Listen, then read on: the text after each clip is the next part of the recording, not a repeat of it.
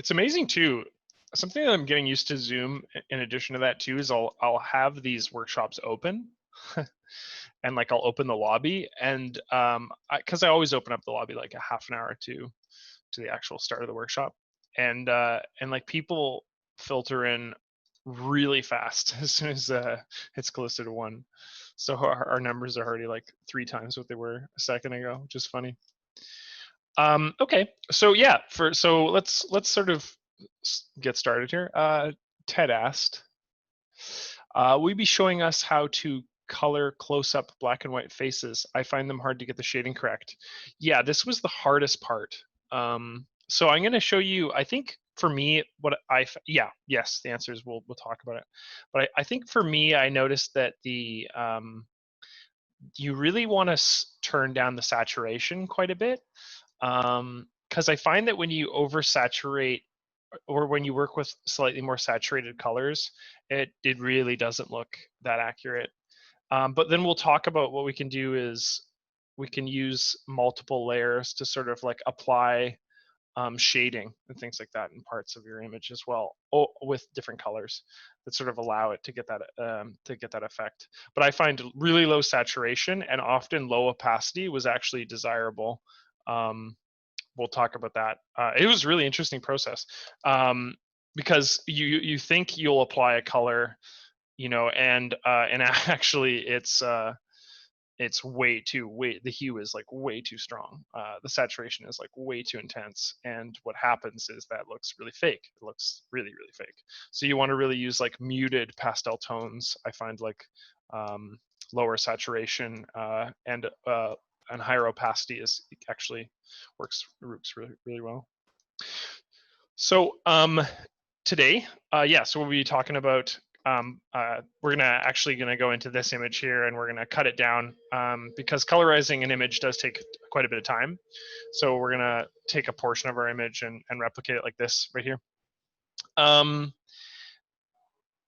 As always, for those of you who have questions that I'm not able to answer during the workshop for whatever reason, I'm just gonna go ahead and paste once again my email and our YouTube channel here. So please contact me like with any question at all. So with ACDC is quite it's like a moderate to small size company. And because we're a moderate to small size company, we're not like a huge Adobe company. We actually do take your everything you have to say very seriously. And so what we'll do is I often will answer a lot of questions and suggestions from users, in addition to just queries and problems that people have. So if you're struggling with something, or if you have if you're struggling with something, or if you need help with something, or you have a feature suggestion that you'd like to get to our lead developers, please send me a message, and I'll do my best to pass those on to the respective departments. Oftentimes with feature suggestions specifically, so people are like, hey, I really want to see like landscape stitching or something like that in the software. We get like a certain mass of people that have asked for that type of feature, and provided that it's something that's doable within the scope of the project, we will add it to our feature list, just because we have enough people that are like, hey, we really want this. So please send me any feature suggestions or questions or anything like that, because oftentimes I'll just forward those to the developers and I'll ask them how to solve your problem, or ask an answer of something, or or I'll pass that feature suggestion on. Steven said, could you display your email address for longer, please? It's in the chat. I'll put it in. I'll put it in over the course of this workshop. But my email is simply aprice@acdsystems.com. Andre, welcome. Okay, why don't we get started? Yeah, so let's have a look at this. So this is sort of what we're going to be working on today, and I'll explain what we're doing. So we're going to take an image and we're going to add a bit of color using layers and masks. And ideally what we're going to do is we're going to take these masks that we have here and essentially block out portions of our image to colorize. And like I said a moment ago, colorizing an image is quite a lengthy process. So you know, I was looking for like quicker solutions, or like and unless you're using some sort of like automated UI software, which there are not many, when you're working with layers and things like that in ACDC, I mean, you have way more control than any of those softwares, for example. But one of the things is like everything that I've looked at online with you know, people who are doing it in Photoshop and people that were doing it, like I mentioned about 20 minutes ago, very professionally. It all comes down to, yeah, you're doing this by hand. So and then there's a variety of different factors. So yeah, let's go into an image. We're gonna fix this image up, and then we're gonna slowly block out elements of our image and talk about how we mask those properly. Yeah, I'm excited. This will be fun. So here's the image that I'm going to be recreating. And again, we're going to focus on this character right here, this gentleman. And we'll start through the process of, again, blocking this image out. But I think one of the first things I want to fix before I do anything else is I actually want to remove some of these specklings from our image. And I also want to remove this sort of like hair or tail looking here that appears, this sort of scratch that appears on our image. So let's start doing that. The very first thing I'm going to do to this image is actually just going to apply a black and white layer, because we're going to work from black and white, not from sepia, which is the tone we're looking at right now. So I'm going to take my image, which is on my layer panel, and I'm just going to quickly add a black and white adjustment layer on the bottom right-hand corner. I'm adding a black and white adjustment layer from a bottom right-hand corner here because these are non-destructive layers. I can also get this effect using filters, but I think what I'm going to do is I'm going to do this image as non-destructively as possible, just so I can save it, and then in the future make changes to it if I need to. So I'm going to click on this black and white image, or this adjustment layer here, and I'll just have that live over top of it. That's fine to start here. What I'm going to do now is I'm actually going to, let's duplicate our layer 1. So the reason why I'm going to duplicate this layer is because I want to clean up some of these speckles before I start colorizing this image. And I think why I want to do this is because the removal of these speckles is going to be using things like the repair tool, which is, like I mentioned, is on this filter side here, which will be destructive versus non-destructive. So I want to keep that. I want to have a copy basically within our layer panel that is the original. Ian said, is that Charleville, Queensland during the 1936 England-Australia air race? It does say Charleville, so I would say that, Ian, you're probably right. That's funny.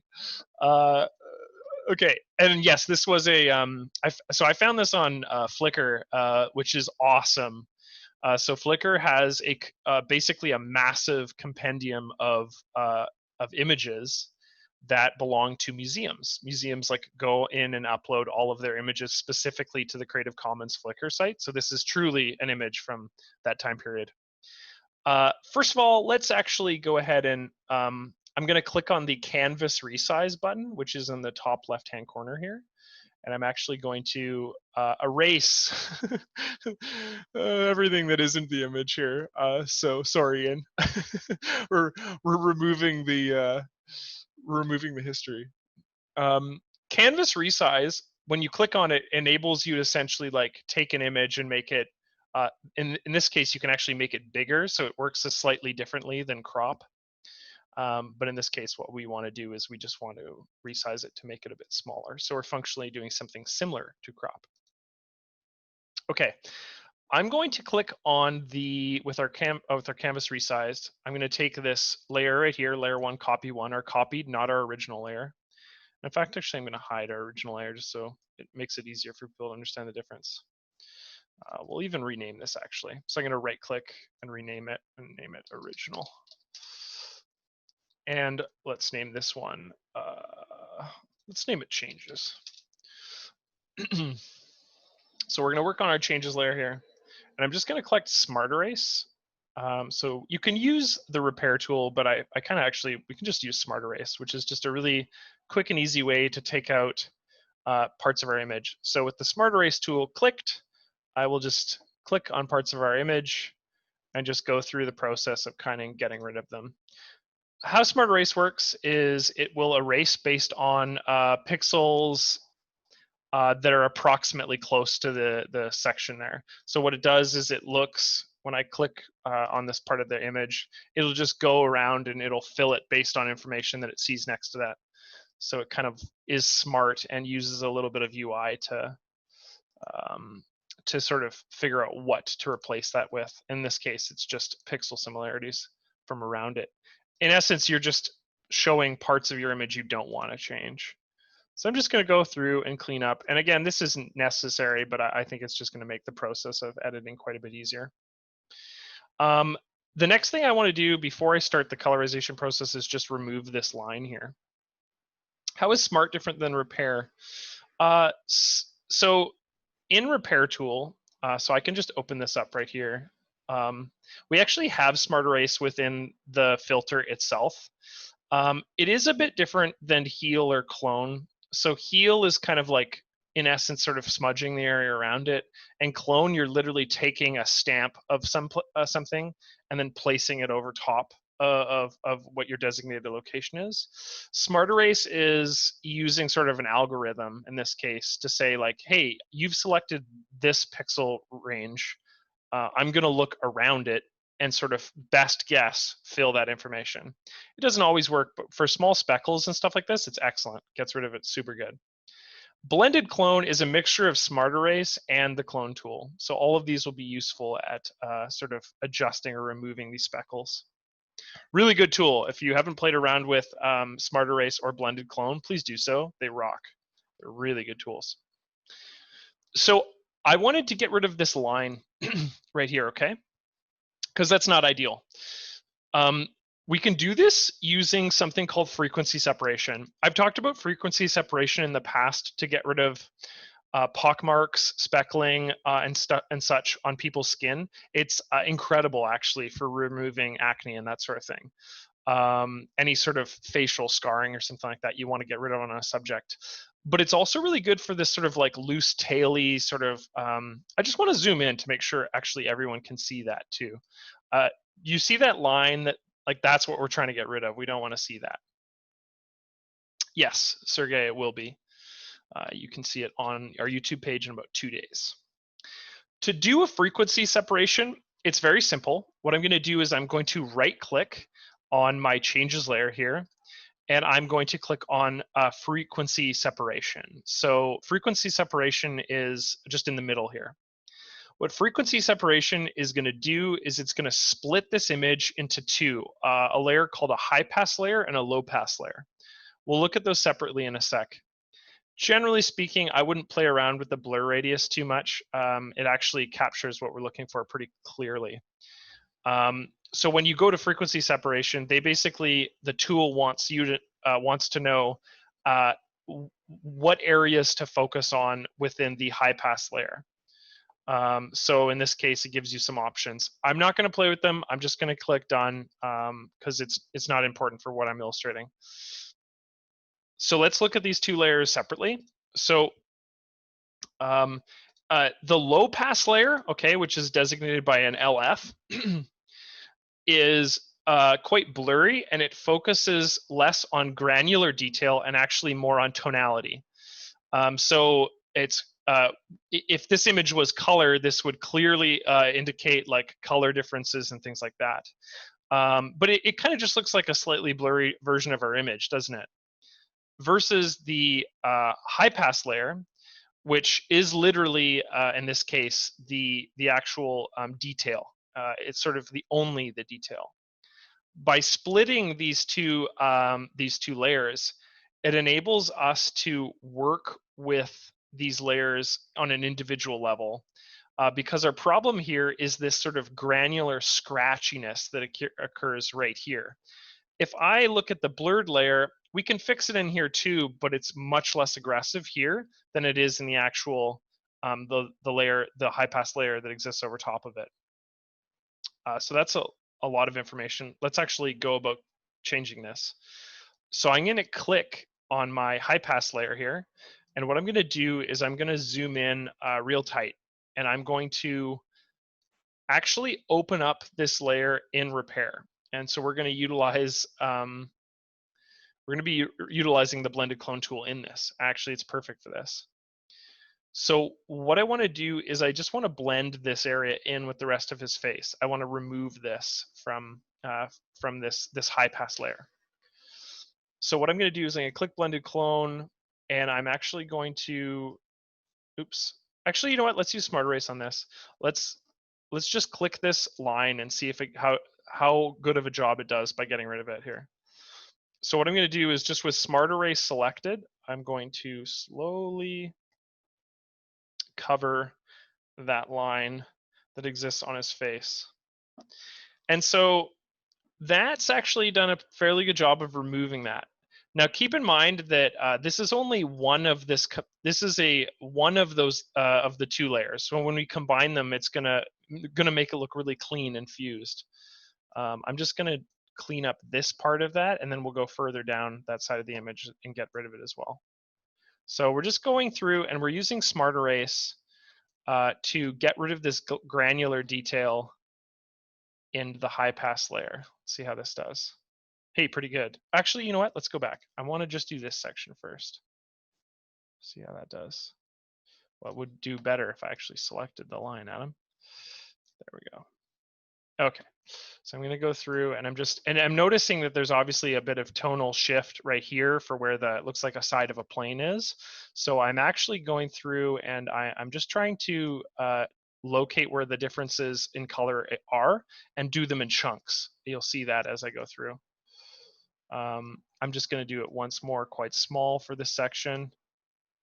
That might need to be redone, but we'll see. And then there's again, there's a sort of a change in gray. So we're going to, once again, work with this chunk. And there's another change in gray here. So we'll work with this chunk. And this might look a bit rough on zoom out. We'll play around with it, but I think it should be okay. So I'm just going to get rid of this line right here. Oh, that did a really good job. Okay, awesome. And then one right here. And that, I might not be able to do anything about that line right there. We'll see. What we could potentially use is actually the clone tool or the blended clone tool on this section. Yeah, that's going to be perfect.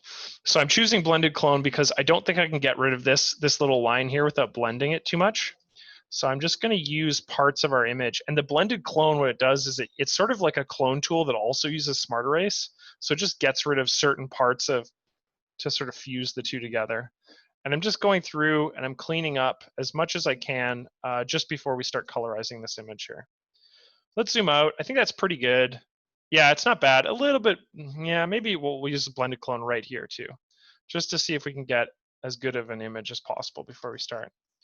So I'm gonna blend clone, and all I'm doing is I'm right clicking to start, to put a start point, and then I'm left clicking to apply that point.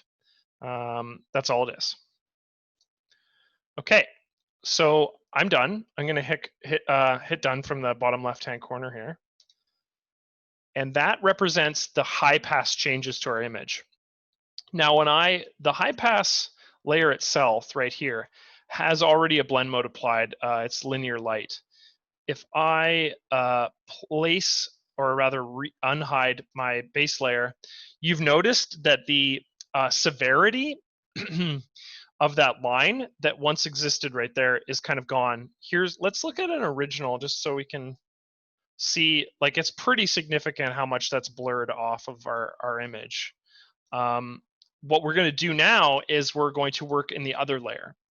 So taking the changes layer, the low pass layer, I'm going to actually blur this section because, and the reason why blurring is going to be relevant here is because we have all of the textural details. They exist on the high pass layer. So we're not really interacting with that too much. That can sort of live within the high pass layer, and we can blur it within the low pass layer without losing any quality. That's sort of the benefit of splitting these two parts of our image. So let's Let's take our low pass layer, let's select it, and I'm going to bring it into blur. And then what we're going to do is we're going to use the brush tool in blur to do that. Let's play around a bit with, I think the blur we actually want to use is just a traditional Gaussian blur. And I think what we're going to do is we're going to tone down the feathering. So I'm just going to lower this feathering slider, and we're going to increase the pressure, and we're going to lower the nib width slightly so we can work with a smaller. So now what we're doing is we're simply just brushing on that area. The actual application of Gaussian blur is set to about 20 increments. So we can increase this, and I think about right there is where we truly start to see that line disappear. So we're going to increase Gaussian blur to about 33. And then I'm going to go through and remove it in this section of our image as well. That section's a bit tight, but it doesn't look bad. And then we have some issues on the face as well. So we're going to go through and we're going to clean those up. And I think with that, our actual cleanup of the image is done, and we can focus on the colorization process. So I'm going to hit done, okay? And now if we look at our image zoomed out, I'm just going to fit image and add the texture back. Okay, I did a pretty good job. I didn't get rid of this line right here, but you can say that based on that versus our original image, it's pretty decent, I would say. A little bit of confusion right in there, but overall, I think that's a pretty darn good removal of that aggressive line there. So again, what we're doing is we're using the frequency separation, which you can get by right-clicking an image and clicking frequency separation. We're using frequency separation to differentiate like color and tone from texture. And then we're working within the texture layer, which is the high pass layer, to repair that section. And we're looking within the low pass layer to blur that layer. Yeah, absolutely. You can use this method, Mary, for a ton of different problems with your image. And so when you say dark spots, I've historically used this to remove things like blackheads on people's skin. I've used this to remove scars. You can get rid of dark spots on your image pretty easily using something like the Smart Erase brush. But if they become more complicated due to the fact that there's a lot of texture changes or there's a lot of color changes within that part of your image, frequency separation is awesome for that. So play around with it. It's a really cool tool. Again, all you need to know is frequency separation, and then high pass, you're repairing, and low pass, you're blurring. That's all it is to it. Okay. Now, I don't want these layers separated. I actually want them to be together again. So what I'm going to do is I'm going to take this high pass layer, and I'm actually going to merge it down. Okay, so when I merge a layer down, all you do is you take this layer and you combine it with the layer beneath it. So I'm going to take high pass and I'm going to merge it down with our changes layer, and that basically makes them the one layer again. It unfrequency separates them, with the exception that now they're adjusted, they're changed. So what I'm going to do is I'm going to duplicate this layer. I'm actually going to rename this layer again. So this is our changes layer, and all this was our frequency separation layer. So I'll just call this frequency sep. Freak sep. So I'm going to just keep as much of the incremental growth of this part of our image, especially in this case, because these are destructive changes versus the non-destructive changes, which we're about to make. I'm going to save this image. I'm going to save it as obviously an ACDC file. So I'll call it, let's call it pilots2. Yeah, I'm going to save it as pilots2 as an ACDC file. An ACDC file in this case is a fully editable file. The layer history will be present when you open the file. Jack asked, what version are you using? It does not appear to be the same as the edit in my photo studio version 20. Version 20. Are you using, okay, cool. I'll answer that in a little bit. You can also email me. So the next thing we're gonna do is we're going to once again, change the size of our image because colorization can take a while, and I'd rather focus on our subject right here than our whole image, just to keep things tight for this video. So we're gonna just tighten that up. This is our guy. This is what we're gonna be focusing on. So what we want to do is we have this black and white layer that's essentially being applied to all layers that are beneath it. What we're going to do is we're going to add some blank layers that exist over top of it. And those blank layers that are over top of it are where we're going to be adding the color. So let's add a blank layer. And the first thing we're going to colorize is actually the sky, okay, that exists right in this top portion of our image. So I'm going to click and add a blank layer. Which is this button right here. So I've added a blank layer. The next thing I'm going to do is I'm going to make a selection. So almost every color layer that we're going to be adding is going to be heavily requiring accurate selections throughout this process. This one's going to be the easiest one actually, because we can just use a polygonal selection tool to make the selection. So with our layer 1 active here, what I'm going to do is I'm going to click Polygonal Selection Tool from the top left-hand corner, and I'm just going to follow the top of the plane here, okay? You might notice that the top of the plane is actually kind of, there's a bit of feathering that exists between the sky and the actual top of the plane itself. So we're just kind of making our best guess here. My best guess is it's about like this. And then what I'm going to do is I'm going to go up and like that. And I'll just click again and my selection will be active, which is what this green is. I'm actually going to change the color of this selection because green's kind of jarring. So I'm going to go select to change my overlay and go to overlay options. So how this works is there's 3 different methods of active selections. There's marching ants, which you'll be familiar with. It just puts like this dotted line that sort of slowly moves around the edge of the selection. I prefer selection highlighted because it shows you exactly the space of your selection. And then you could do selection exposed, which is essentially the inverse of that. I'm going to change the color to, I don't know, red with a lowered opacity, maybe say 60. Yeah, perfect. So that's what my selection looks like. With my selection active, what I'm going to do is I'm going to have my layer 1 selected here, referenced by the white bars that you can see around it. And I'm just going to click add layer mask. So when I add a layer mask, my layer mask shows up. It indicates to me that the top portion of our image is white. So when we go to make a change to this box here, that's where we're going to see that change. Versus the bottom section of our image, which is black, is where we're going to not see any change to the image, which might be a bit confusing with this selection still active. So let's deselect that. To deselect an active selection, you just go to select and select, in this case, deselect Alt-D, or what you could do is just go, if you had an active selection, yeah, you could just go Alt-D to get rid of it.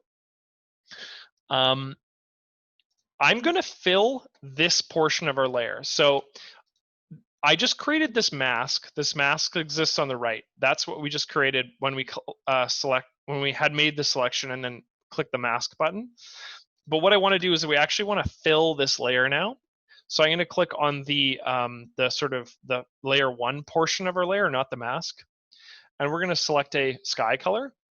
So to select a sky color, I'm just going to open the Foreground Picker. The Foreground Picker, by the way, you can open with, I think, Control and then left bracket. But you can also open it by just clicking on this box right here. So with Foreground Picker active, let's just select a blue. Select like a light-ish blue. Yeah, I think that one might be good. Play around with it. It's part of the thing, is you get to play around with colors quite a bit. I'm going to fill this. So what I'm going to do is I'm going to take with that foreground color selected, I'm going to click fill, and we're going to fill this top portion here. All I need to do is just simply click, and it's make sure that I'm still on my layer 1, and it'll fill it. Now, what you may notice is where we filled blue directly corresponds to what this mask shows. So this mask is showing, hey, Adam, the white portion of this mask I am showing to you, and the black portion of the mask I am not showing to you. Which corresponds because the bottom section of our image here would be blue if it wasn't for this mask here. Okay, next portion. Let's talk about blending. So in order to actually colorize an image, we need to use blending, which is this drop-down bar here. You can blend with just opacity on its own, but what you might notice is that it doesn't really apply the sort of the tonal aspects, the luminance very well, because really you're just like slowly lowering this bar versus actually choosing a proper blend mode. And we'll talk about blend modes specifically in the next workshop, but to just shorthand this, to colorize an image, you're only going to be using 3 different blend modes, okay? Let's look at the differences between the 3. So the first one you can use is overlay. So with your layer selected, I'm just going to hit this arrow here, and I'm just going to go down to overlay. So overlay is what I describe as quite a hot change. It's quite severe, versus color, which is a dark change, versus soft light, which is very, very marginal, very gradual. Now, keep in mind, we're going to be working with differing opacities and blend modes throughout the process of this. But as far as sky is concerned, I don't think what I'm going to be using is color. I think what I might reserve the color blend mode for is maybe more clothing than actually the sky in this case. This seems very aggressive to me and doesn't really look like something that would exist in nature. Overlay, I think, doesn't actually apply enough of the effect personally, and obviously it affects this person's head, but we're going to be cleaning that up in a moment. So I think what we're going to use is we're actually going to use soft light. Now, this actually does add a bit of blue here, but because when this photo was taken, the sky was so gray to begin with, it looked like it was kind of a cold, grayer day, that this actual application of blue seems very realistic to me. Obviously I want to remove that from this person's head here, but I think I'm comfortable with that blue specifically and that application of soft light. I'm not even going to reduce the opacity. It's already barely noticeable, but it does, in this case, this does change those grays to a blue-gray. So with this layer selected though, what I am going to do is I'm going to click the mask, and I'm going to adjust the feathering. The reason why I'm doing this is because this section right here is way too tight on that plane. Remember when we didn't have this? Like, it's so gradual, the change between the sky and the top of the plane. And I think the reason for this is because there's quite a bit of light that's being projected onto this very obviously like silver plane. So it's kind of muddying where you see the difference between the sky and the plane itself. So with that in mind, as long as we have the mask selected and I slightly increase the feathering, you'll see we can actually have a bit of control over that. I can control the graduation between the color, the actual layer that we have here, and the layer that exists beneath it, which in this case is that plane. If I dramatically increase the feathering, you might notice that it'll even further, it'll make it a little bit more soft. So there's a graduated difference between in this case, a hard difference. You can really feel the difference in the change that occurs there. Okay, let's get rid of his head. I'm going to put in about, let's say 20 feathering. That's perfect. But we need to mask out his head because we're going to color his head with a different, there's going to be hair that we're going to need to color, his neckline too, in addition to his face. So with layer 1 mask specifically selected, okay, I'm going to flip or swap my foreground color to black. And I'm going to select the brush tool. And all I'm going to do is I'm going to brush black where my face is here. I'm going to increase the opacity and just go through and clean up this section here. When I brush on black, what's actually happening here is I am adding a section where this blue color is not being applied. So again, masks white equals on, or where the effect is being applied, and black equals turned off, where the effect is not applied. So all I'm going to do, this can be rough, because again, we've already applied a bit of a feathering to the blue sky anyway. So I'm just going to go through and I'm just going to quickly tighten this up. And then I think the next thing we're going to do is we're going to colorize his skin. So the next thing is skin. I don't know how many of you actually took part in our workshop on color and saturation and hue, but this was sort of a fun takeaway from that. We're going to learn about skin color. And this is the case no matter what nationality you are. So it doesn't matter if you have like really dark black skin, or if you have, like lighter skin. All skin colors are variations of actually the color orange for as far as post-processing is concerned. So there we've colored the sky. It's a really gray day, so that blue is fine. Let's make our next selection. Okay, so that selection is going to be on his skin and also his hand. So we'll need to get the face, and we'll need to get the hand here, because they're the only parts of his body in this case that are going to be changed to skin color. So what I'm going to do is I'm going to add another blank layer. So I'm going to go down to our blank layer button, just down to the bottom right hand corner here underneath the layers, and that's going to add our second layer. Now what we're going to do is we're going to select changes. Okay, so the reason why we're selecting this layer specifically is because when we go to make a brush selection, this is the layer that contains the visual information that we're making a selection of. If I was to make a selection over layer 2, there's no visual information present, and that's going to change the selection process. So we have to be, in order to make a selection, we have to be on the layer itself. So with changes selected, let's go to the brush selection tool. And once again, we'll dramatically zoom in on this character's face, and we'll make a brush selection. So I was doing this earlier today with my image prior to obviously doing it in the workshop. And I find like a sort of middle tolerance is the best. Tolerance is a method of brush selection that looks, so when you make a brush selection, okay, and you have magic turned on, so what magic does is it selects all of the areas of the image that are sort of around or similar to the pixels that you've selected, in essence the center of the brush. If I have my tolerance set very low, so let's set it to 1 as an example, what you're going to see is that selection is very selective. It's very what's the word for it? Discriminatory about what it actually selects. If you have the tolerance set very high, it doesn't care as much. It just sort of selects everything. And the reason for that is because when you make a brush selection with smart brushing turned on, you're saying like, hey, I want to select this exact pixel point, but everything that looks similar to it around it. And with a high tolerance, you're just saying, oh yeah, as much as possible, let's select anything within this range.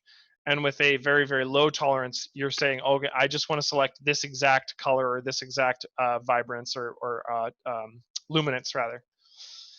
With it sort of set in the middle, it's kind of a combination rather of both. It's sort of being less discriminatory. So what we're going to do is we're going to make a brush selection of the skin. We'll leave the hair out. That'll be part 2 of this. So all I'm going to do is I'm going to use the brush tool with smart brushing turned to magic, a moderate tolerance, and whatever nib width and feathering you think are appropriate for your selection. And I'm just going to go through and I'm going to select my subject here. And what you may notice is that yeah, these grays are very similar, so I'm going to be a bit more careful in this area. I'm just going to go around the edge of our subject and make that selection. And try to avoid as much of the hair as possible too, because it appears a bit darker. It might get caught in the mix. And I'm just going to go through and select as much as I can and do a really good job. And then with that in mind, with that selection sort of made, this ear might need a bit of work. There we go. What I'm going to do is I'm going to turn smart brushing off. So I'm going to turn smart brushing off. And the reason for that is because I no longer need to make a selection because the exterior of it, the sort of outline of my face is finalized. So I can just turn it off and then and fill in the center. And what that does basically is it just will allow us to be completely undiscriminatory as we fill in the center. Okay, so our face is selected. That's pretty good. Let's go down to the hand. I'm going to go down to the hand here. And I'm just going to zoom in. Sam said amazing mouse skills. Not at all. This is all a part of the smart brushing option, right? Because this does a lot of the work for us. So I appreciate the compliment, but no, it's really the tool itself. So smart brushing turned back onto magic again. We really want to keep in mind that we're selecting sort of the edge of our subject here. And you can see as I get closer to the pants down here, like it's going to do a better job with maybe a tolerance set a little bit lower. So let's redo that with a slightly lower tolerance. I'm going to set it to say 28. And then, yeah, you can start to see that that's not being it's not capturing too much of his chords there. So we'll go around and I'm going to make my brush size a bit smaller. And that's pretty good. And I'll just get the rest right here, maybe with a slightly larger brush. I could probably increase my feathering too to get a better job, but that's looking pretty good. I don't want to capture too much of the watch either. So, and so, okay, so we have the outline. Let's just again turn off smart brushing and then fill in the center. So we'll just fill in the center really quick. So all I'm doing is clicking on smart brush, turning it off, and filling in the center. And that's pretty good. So let's do that. And we'll have a look at what we've selected. Okay, so yeah, that makes sense. We can't see his wrist on the left side of our image here because it's covered over by this gentleman. And I'm not going to worry about covering this guy's hand because we're just going to work on this one subject today. But if we wanted to really go through, we would also select his hand as well. That's pretty good. So we got his face, we got his hand. So now what we're going to do is with this selection active, okay, I'm going to click on layer 2. And I'm going to do the exact same thing. I'm going to click down on the add layer mask button. And what that will do is we'll do Alt D to unselect. Is that will have the face outlined with white on our mask and the hand outlined with white, which means to say that whenever we fill this with a color, those are the areas of our image that are going to be impacted. So let's find a color to match the skin tone here. This is hard. So orange. So what I'm going to do is I'm going to open up my foreground color picker, which if I remember correctly, I think is Control bracket. Yeah, to open. Or like, again, you can just click on the box here. And instead of using the standard, I'm actually going to open up custom. So I'm just going to flip tabs here. And let's get in with the orange spectrum. So I'm changing the hue. Okay. So we want to be around, I think right here. And the color that we really want to be changing this person's face to is probably somewhere in here. So again, we want a sort of a moderate saturation, okay? Meaning that the maximum of this is 255. So we certainly don't want to make our character look like an Oompa Loompa. What we want to do is have a very, very gradual skin tone. So let's play around with this. This might take a little bit of time to get the right tone, but I'm thinking around here is what we want, maybe slightly more orange. So hue around 15, saturation around 109, and then its brightness is fairly high. And then let's fill that. Okay. And what I'm going to do is we need to change the blend mode because now he looks like a sort of like a Dadaist poster from the 1960s. Let's change it to, let's play around. Let's see, is overlay going to be the right fit?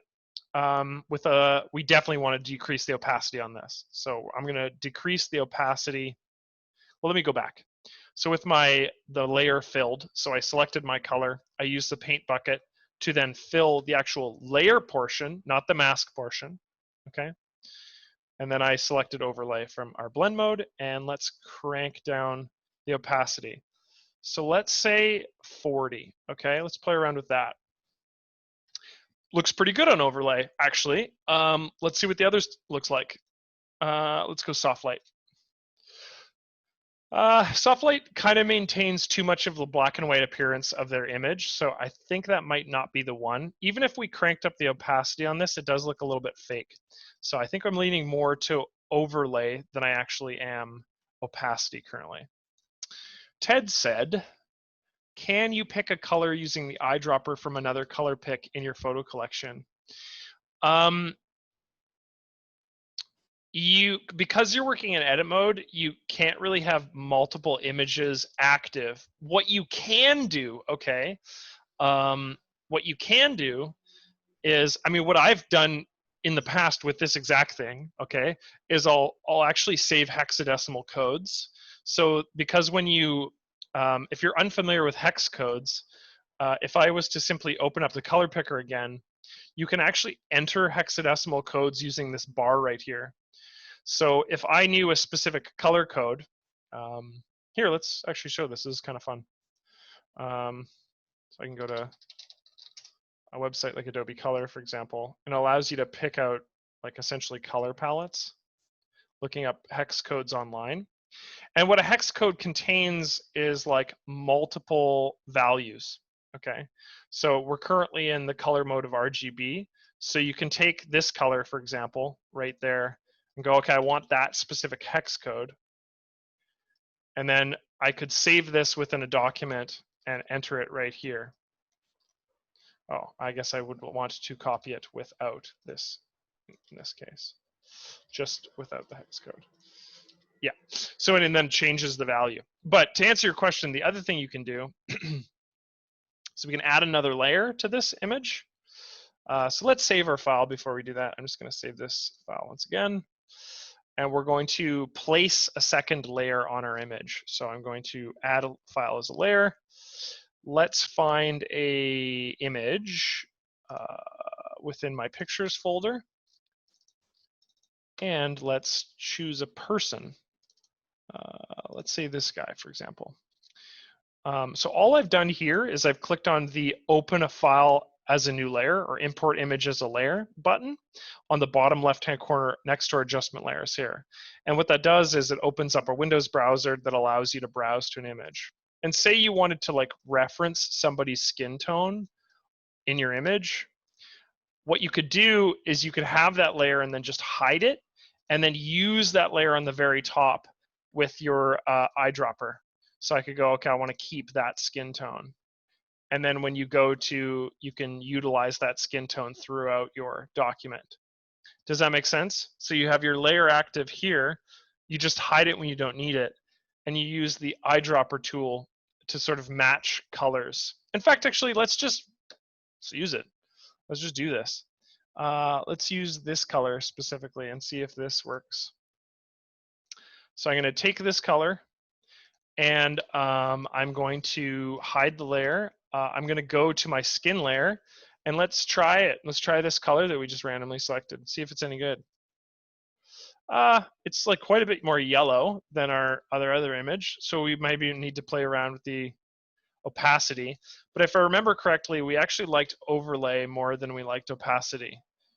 Yeah, we liked it more around there. He looks kind of gaunt with this color, but we'll just keep on playing around. So that was the same color using overlay, but let's look at the color blend mode now. And, oh, I actually like that. I mean, we need to clean up the eyes for sure. That's not bad. So that was using the color from our layer 3, the layer that we just added as a blank layer. Maybe slightly lowered opacity. So maybe we lower it to about 32. Yeah, sure, why not? Let's go with that. That looks pretty good. I might want to warm that up slightly. Like if we were to use this color, maybe we slightly increase the saturation, so we'd sort of keep it adjacent to that, and then you get a little bit more color out of his skin there. But you can play around with it. So we have our layer 2. We've inputted our color there. We've sort of played around with the blend mode. We played around with overlay and color and opacity. And I think for the purpose of skin tone, color actually looks pretty good. So we'll leave it at that. And then the next thing we want to do is we obviously want to finish the sweater here and his hair, but I think we'll do the hair first. Before we do that, what we actually want to do is we want to make an omission around the eyes because we need to color his eyes in. Right now he looks very silly with his skin tone in his eyes. So what I'm going to do is I'm going to select the mask layer that represents the face, okay? And I'm going to zoom away in to his eyes here. And we're going to take, actually, I think what we're going to use is we're going to use the lasso tool right here. So we've zoomed in, we have the layer 2 selected.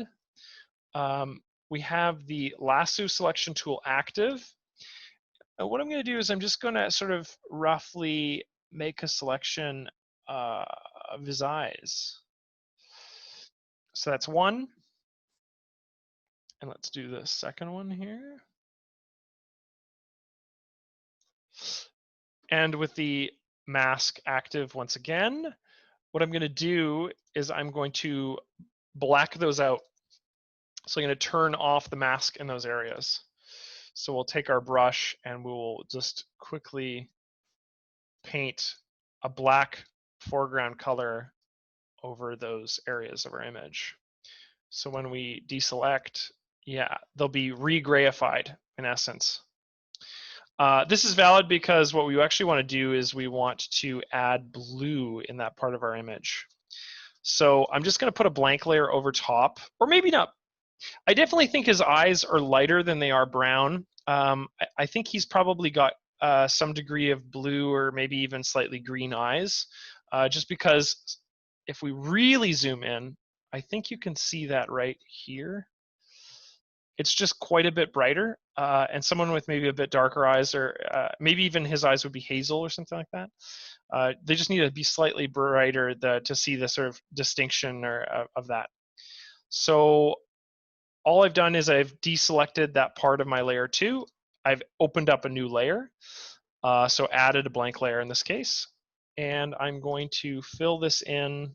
Let's fill it in with a dark blue, okay? So I'm going to use my color picker to pick a dark blue, and we'll just add that in. And we'll use the blend mode to fix this as well. So let's go around. This might be the wrong blue, but we get to play around. So with that layer, let's find a blend mode that fits. Multiply to dark, overlay to blue.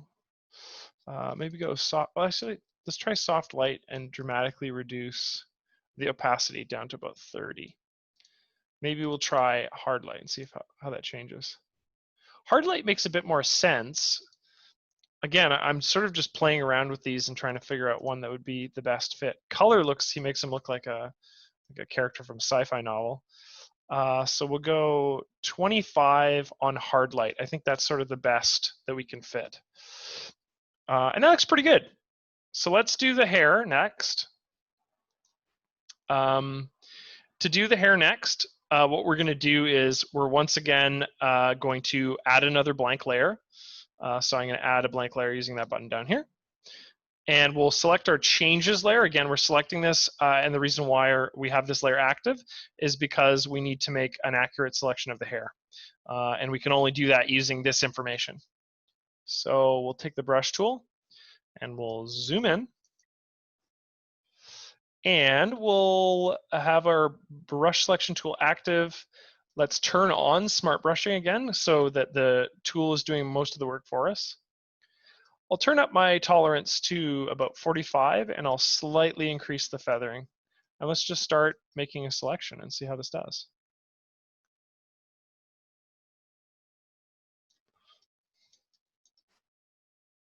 It's pretty good. Like how it caught the hairs there. That was a good job. Thank you, tool. And let's get this side. And I'll really, really increase the feathering for this section because this is going to be quite subtle. So I increase the feathering just when I need to catch more stray areas of this hair here. And then what I can do is I can always right click to undo sections of my selection and left click to essentially redraw over them. I think that's pretty good. Let's zoom out. Yeah, that's pretty much it. I mean, if we wanted to, we could change his eyebrow color, but I think I'm just going to leave it right now. That would maybe be a later adjustment. So with my layer 5, okay, keep in mind that this layer 4 was our eye color. In fact, actually, let's rename this one just because there's not much visual information there. Eye color. Let's take our layer 5. Okay, with that layer active, I'm just going to click the add layer mask once again, and it'll add this layer mask that indicates that the white area is the hair and the black area is everything else is turned off. Let's deselect that, and then what we're going to do is we're going to fill this with a brown color. It will make his hair brown. So I will select the actual box itself, the layer, and let's fill this with it's like a dark brown color. Maybe this guy right here. So I'll open up my color picker and then select one and fill that area. Let's change the blend mode once again. I'll think color would, or maybe not. Color's kind of hot. What about overlay? Oh no, it's soft light for sure. Okay, so I'm going to change the blend mode to soft light like that. And we'll slightly reduce the opacity because we do want a bit of his grayer hairs to show up as well. So maybe this opacity on this one is going to be about 50%. So that fills in for our hair there, which looks pretty good. And then let's make a selection of the actual jacket and do the same. Have a look at some of these questions. Why no mask for the eye layer? Yeah, you certainly could. I just kind of expedited it. I just took a blank layer and sort of drew on where the eye was. The reason why I did that was because we already got rid of the portion of the eye on the layer 2. If I really wanted to do this precisely, when I was making my layer 2 selection, the selection of here, let's rename this so it makes more sense, skin. So when I was selecting his skin, what I would have probably done, the better version of this would have just been to omit the eyes altogether and then do them as their own layer. But in this case, what I did is I captured his eyes as a part of the skin and then just erased the eye. And then I kept the grayscale of the white around his irises because why not? It's essentially just it's gray anyway, right? It's just the white part of your eye. And then I added a layer over top of that layer, which was the blue of his eyes, which we chose here. So there's lots of ways to get that effect. I just chose like what I perceive to be the fastest route there. Hopefully that answers your question, Bruno. Stephen asked, I can't get colors to show up. Only black and white grays on my layers. Okay. So in our first workshop on this series, we talked extensively about this. Some images their color codes to start with are black and white. So what you need to do is open up an image in view mode and navigate to, in fact, actually, you know what? Let's not deviate too much from workshop right now. I will show you how to do that at the end of this workshop. But essentially, you need to change the color mode of your image before you can get any color within edit mode. So we'll tackle that at the end, but it's also covered in our previous workshop. So Mary said, in the days when we colored by hand with oil on fiber prints, we added slightly more saturated, stronger paint version of the skin color in the shadow areas of the face. Just for your information, I think it makes more realistic coloring. It would matter more if we were in close up. So yeah, and I want to be clear, I could spend hours adding additional like highlights and shadows to our image. I'm just trying to go over sort of the general themes of like how to use these tools, where masking is beneficial. And then you can go in with like darker shades of the same tone to sort of further adjust and add highlights. Maybe one example of that would be this skin layer, right? What we could do is we could add or rather we could duplicate this image, okay? And that's gonna look kind of hot right here. But all I could do is I could take this mask and I could, in essence, brush away parts that maybe weren't like the areas we wanted to slightly shade. So like maybe we want to shade underneath his neck here where it's darkest. Let's go in and let's remove that from his hand as well. And then what we could do is we could take the second copy, right? And we could fill it with a different color. So we could take this color right here and we could go in with something that's slightly more saturated, like this orange here, and fill that portion of our image. And sort of slowly work through some of the areas that we wanted to further highlight, if that makes sense. I mean, that's a pretty bad job, but you know, you can see what I mean, where you can add darker portions of your image based on shadows, changing color, that sort of thing. How many layers can you work with? Unlimited. It's as many layers as you want. Okay, so let's do the jacket. So we'll just go over that theme again. In order to do that, we need to, once again, make a brand new layer. So we'll make a blank layer. And we will go back to our changes layer, because this is the one we're making selections from. Okay. And let's just start selecting this gentleman's, I keep on saying jacket, it's very obviously a sweater. So with smart brushing turned on, a tolerance set to medium, I'll just slightly reduce the feathering and go around our subject. Oh yeah, we're actually gonna reduce the tolerances. We're selecting too much. We wanna select less. I'll go in and I'll just make a selection of the outside again to save myself time and work. Let's make just a selection of the outside of this sweater, or rather the sort of outline of it, because we can fill that in without, fill that in really quickly. So I'll go around this jacket, or the sweater rather, like that.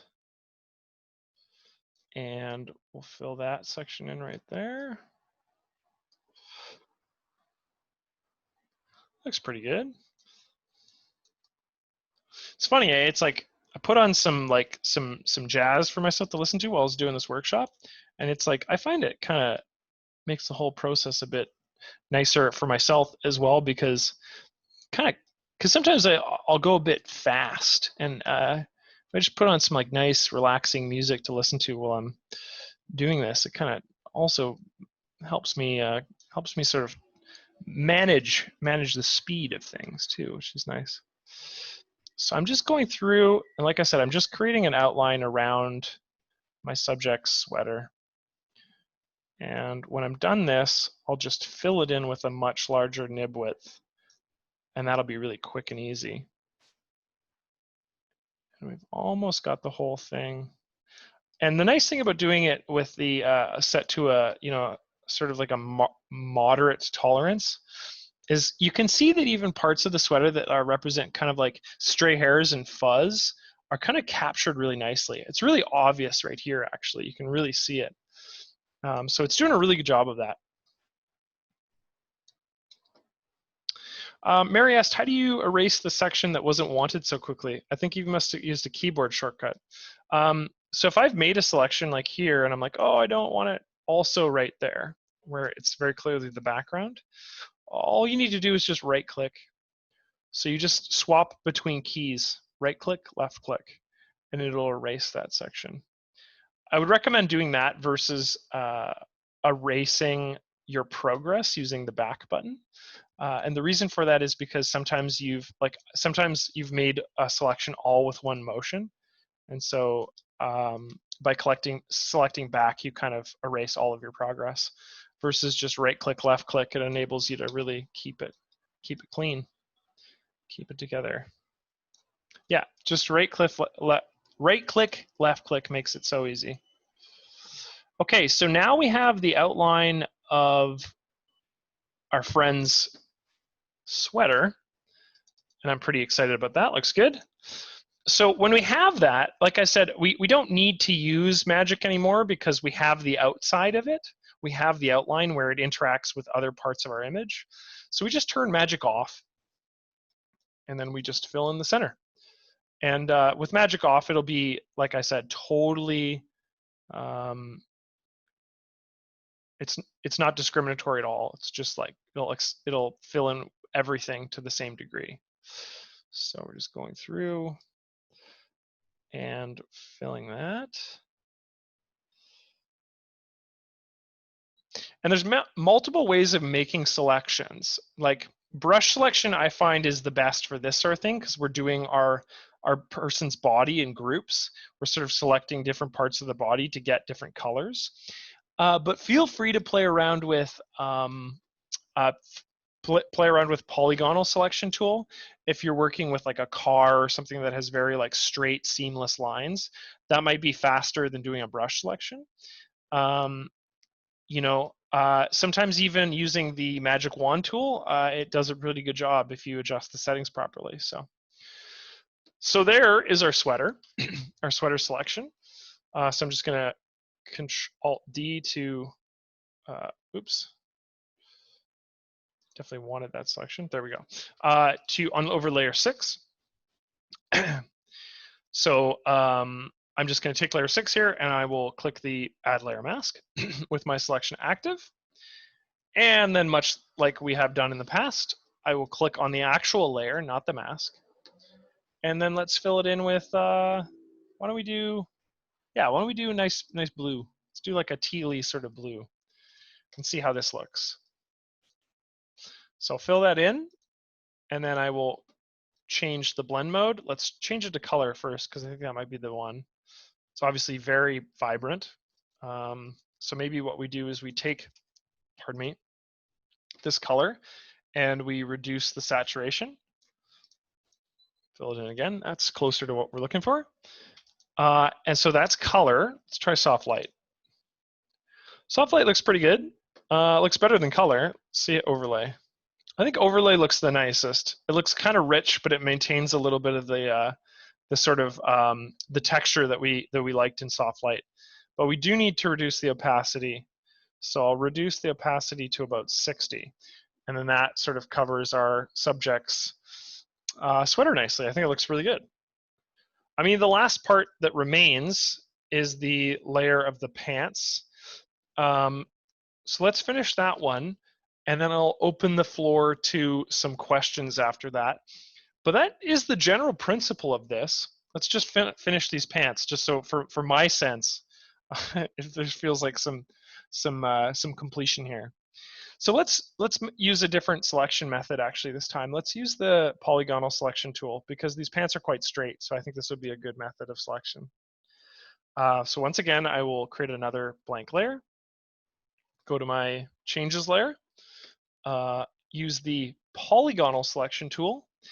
And I want to make sure that it's set to a plus selection. And the reason why I want this is because if I make one small selection, like say I select this portion of the pants, and then it's presented as an active selection, if I add another portion of the pants, like say I add it like this, what it does is it's additive versus replaces your whole selection. If I had it just set to new selection, this triangle would replace the old one. And if I use subtract, I can actually subtract portions of my selection like that. So we'll use plus for this. And let's just go around and let's use the polygonal selection tool versus the brush this time.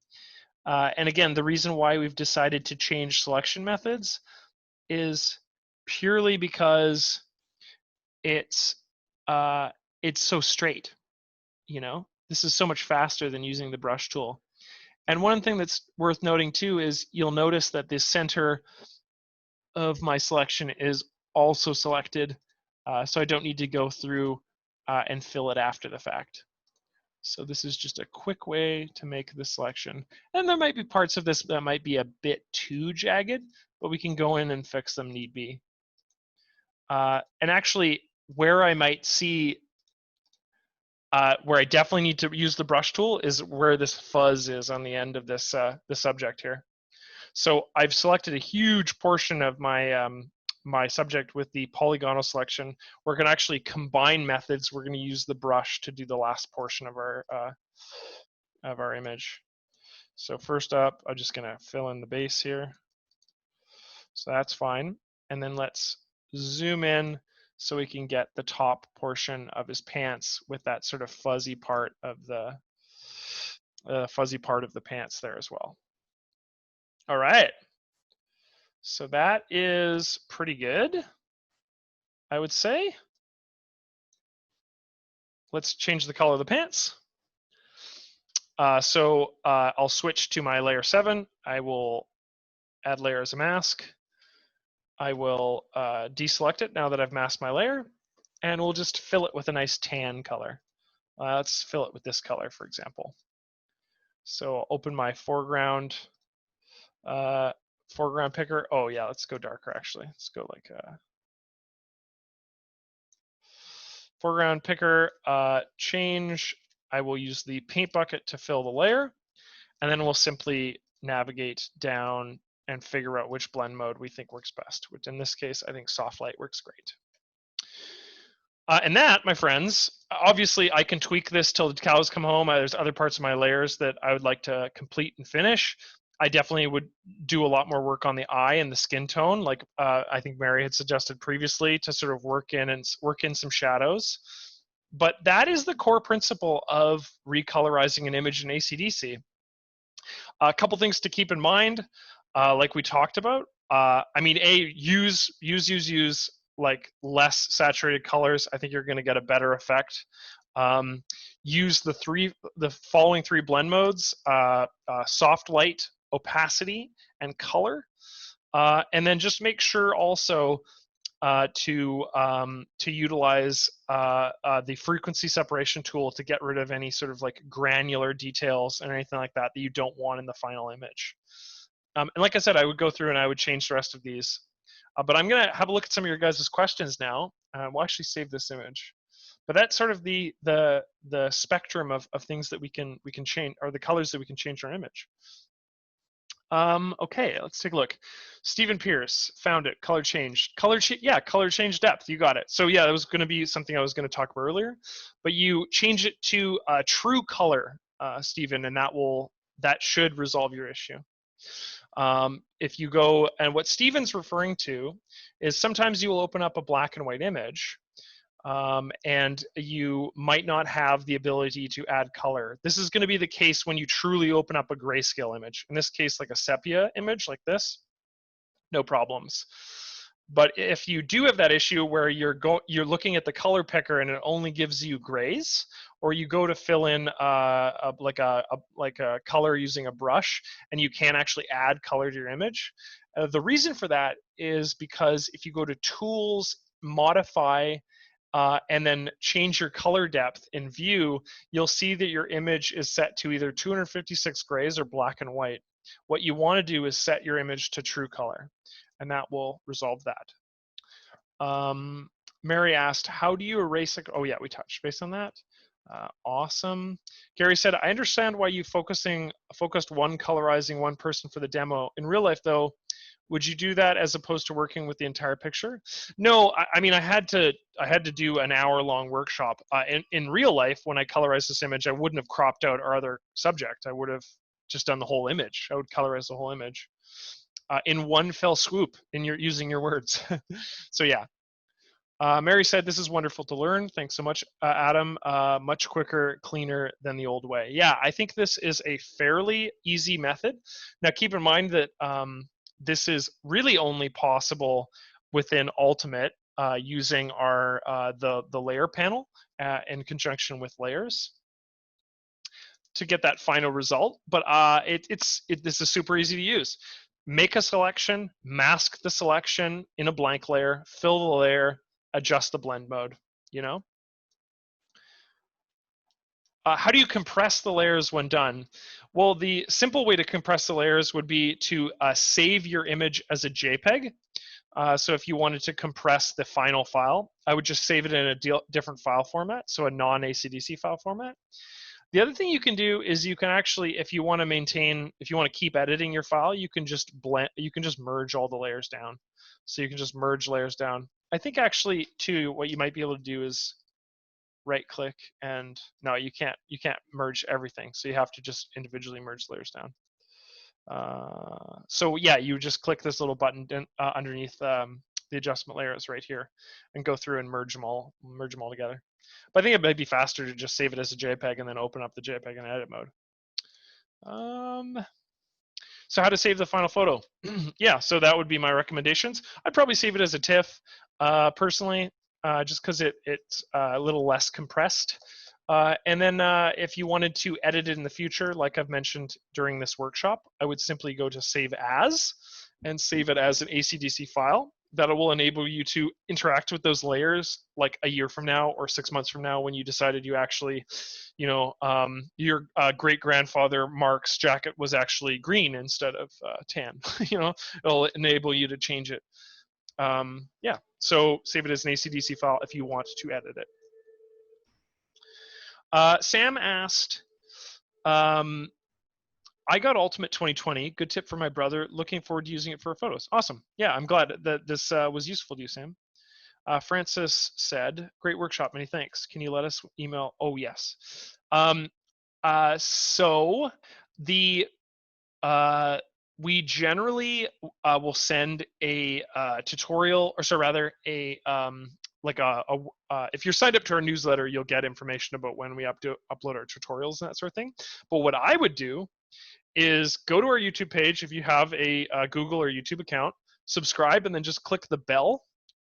So on our YouTube page, if you click the bell icon, I'll show you what it looks like. The bell will remind you when we upload. So what that looks like is on your video, there'll be a little subscribe button right here. And then when you click subscribe, there'll be a bell. And basically when the bell is turned on, it's just a notification. It'll let you know that we have a new video that's available for viewing. So if you're subscribed to our channel, it will indicate to you when it's up. And I will have it up on our YouTube page likely in 2 days. It takes me about 2 days to edit them. Thanks, Adam. Need to leave. Looking forward to your next webinar. Thank you, John. Take care. I appreciate you participating. Emery asked, can you work with a multi-layer PSD file? So ACDC and Photoshop don't talk to each other. You can open, I believe, a PSD file, but it'll flatten it. Yeah, just because we don't have the code, we don't have Photoshop's code to like delineate between the layers. So I guess the short answer to that is kind of no. Sorry, but that's just because, I mean, they're our competitor. So, Freddie, thanks, Adam. Great as always. Glad of it. I appreciate you stopping by and enjoying the workshop, Freddie. Awesome. Thank you, Jack. Andre, thank you so much. See you next tutorial. Marcia, thank you. Freddie, awesome. Linda, I'm glad that you found it informative. That's great. Just a reminder. Oh, let me link my contact just for those of you that are just about to leave. Like I said earlier, if you have any questions, any tutorial suggestions, anything, email me, okay? aprice@acdsystems.com, all lowercase, all one word. Great. I'm glad. Hopefully, and Dawn, if you're really proud of one, send it over. I'd like to see how they work and how other people are doing it. So that'd be awesome. Jim, thank you. Remy, thank you from Holland. Bruno, you're welcome. So part one, if you follow the link that I just put in the chat panel, Philip, it's, I think, the second or third to the bottom. As you can see, part one was restoring an old photograph. It's just right here. In fact, actually, I'm going to move it up. Yeah, so check that out, and that's the previous video. Steve, thanks. Adam, looking forward to try out these techniques. Awesome. Let me know how it goes. If you have good black and white, I've used MyHeritage genealogy. Oh, that's right, Ted. You're the one who emailed me. Oh, and I had you had a question about right. Let's get to that too before I forget, because that was a good thing. So in regards to your question about EXIF data, so I'm just going to go to this image, for example. Okay, in manage mode. Like I said, you can't go back past the 1600s. So if you click on this box here in your EXIF data, date, time, original, and you just zoom the heck out, right? And you scroll all the way back, the earliest you can input is 1600 to 1609. The same is also true for ACDC metadata. So if I go to database date, click this button, zoom all the way out, and zoom to the 1600s, that's as far back as you can go. So what I would suggest is go to IPTC, okay, so the top board, and add in your keywords the date, like add a date range, or alternatively add it into your description, and then hit apply. And that information will be sourceable in this case. If I said this image was taken in, let's add in keywords, 19, looks like it was taken in the late 40s, early 50s. I want to say 49. So if I click that, and then if I had that listed, so if I have 1949, I think it'll search for it. Yeah, so I can search for that file based on that keyword. So long story short, if it's further back than 1600, you know, just add it as a keyword or a description. Yeah, so that answers that, Ted. Bernard, thank you. Louise, thank you so much. Frank, thank you. Massimo, good to see you again. Thank you. Bruno, you're welcome.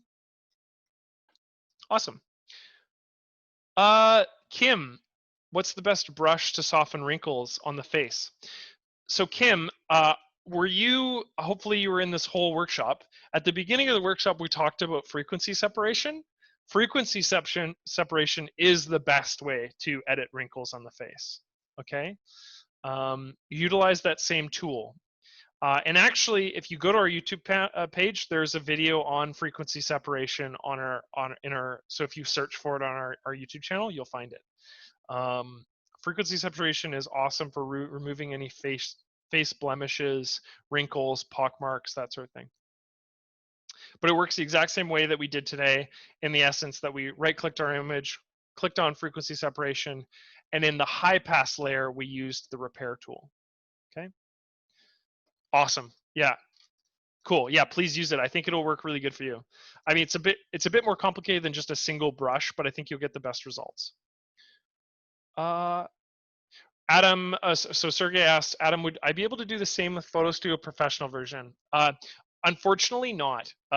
So everything that we did today was hyper reliant on layers. And the major difference between ACDC Ultimate and Professional is the inclusion of a editable layer panel. So Professional has the same like raw development capabilities and the same management capabilities as ACDC, but the biggest and major difference is that Ultimate features like an editable layer panel. So when we were interacting with those layers and the adjustment layers, we were making masking and things like that. All of that you would require Ultimate to do. So hopefully that answers your question. Cool. Laura, you're welcome. Okay, I think that's sort of it for today, guys. Oh yeah, cheers, Greg. Thank you for taking part, especially considering you probably have the worst hours out of anyone in the chat. Yes. yeah, there is that is the major difference between Ultimate and Professional, is if you want to work with layers, you got to get Ultimate. Yeah. I find that people that purchase Professional are more looking for development capabilities and more looking for just like general digital asset management. As soon as you want to like actually really edit files, Ultimate is sort of our response to softwares like Adobe Photoshop, because of that like layer panel functionality. Yeah, Professional is more similar to something like Lightroom. Okay, that is it, friends. I'm gonna sign off. That's all I had to talk about today. Today we colorized an image. We used frequency separation, layers, masking, and just sort of good use of saturation to edit our images. Like I said, I will have this video up on our YouTube page in a couple days. And if you have any questions that I was not able to get to today, like Ted, the one you're just asking, please email me. But I will be taking off for today, and I hope you have a great rest of your Tuesday or whatever hour it is for you right now. So thank you so much, and stay tuned and email me if you have any concerns, questions, or suggestions.